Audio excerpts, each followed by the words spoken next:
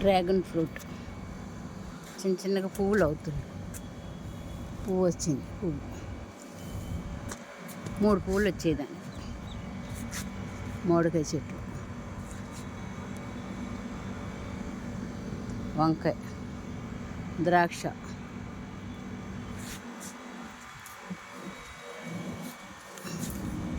ఇది ద్రాక్ష చెట్టు,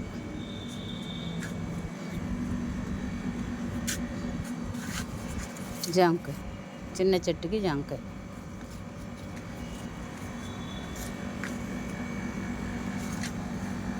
స్టార్ ఫ్రూట్ చిన్న చిన్నగా అవుతున్నాయి. Star fruits,